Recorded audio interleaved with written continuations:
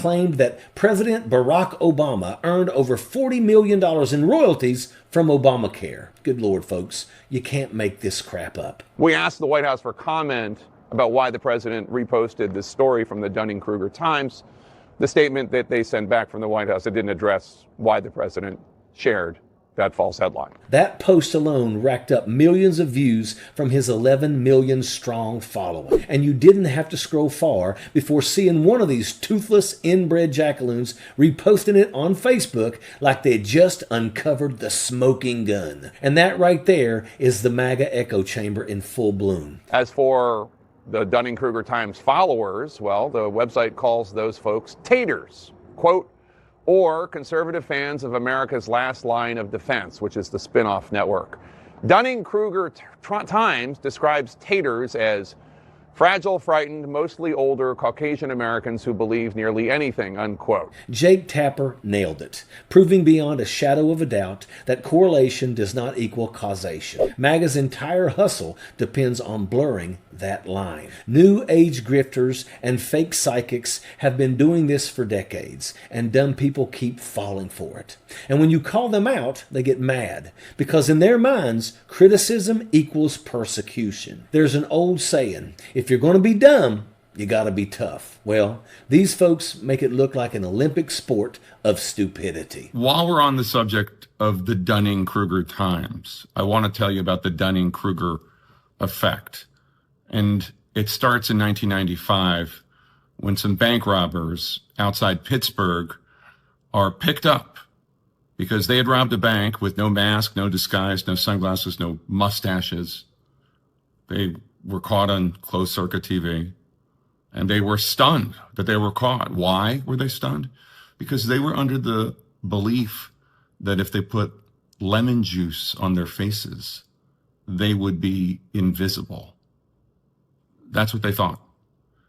A Cornell psychologist, a Cornell professor of psychology, Mr. Dunning, heard that and was stunned and wanted to find out more. And he did a study.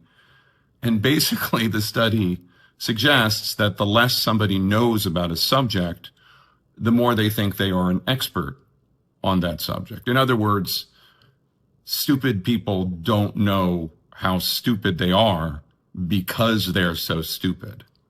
That's what the Dunning-Kruger Times is. From the dumbest criminals who get caught red-handed to the guys who brag about their dementia tests like they've aced a high-level exam, the sad truth is, people who know the least often think they know the most. That's what's known as the Dunning-Kruger effect. One week they're corporate lawyers, and the next they're doctors, telling you to avoid vaccines and toothpaste. Never mind the underwater alien bases or the rapture dates that never come true. The power of the con is always in the pitch, and as we've seen again and again, there's no shortage of stupid people ready to buy the ticket and take the ride. Many of them are MAGA morons who don't even realize how stupid that they really are. They grab onto this nonsense and get swept away into fantasy land. In the more extreme cases, when they act out those delusions, they wind up behind bars, jaws on the floor, stunned that they ever got caught. This urge to want something to be real so badly that you reject every fact that disproves it,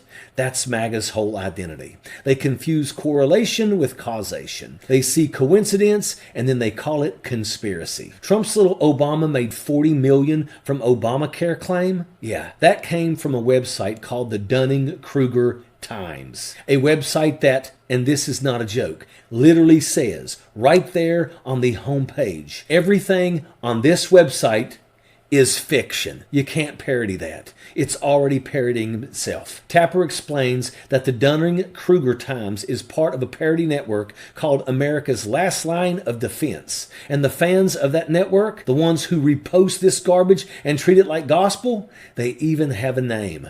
Taters. Imagine that combination. Tater brains rehashing lies and red matter faces when they get called out on their own shenanigans. The site itself describes its audience as fragile, frightened, mostly older Caucasian Americans who believe nearly anything. So let's do the math. The guy who dressed up like the lead singer of Journey, belting out "Don't Stop Believing," just got fooled by a fake news site that openly mocks its readers for being gullible idiots? Behold the Dunning-Kruger effect in its natural habitat, folks. Let's double back down on what this really is. MAGA doesn't just reject science. They want to replace it with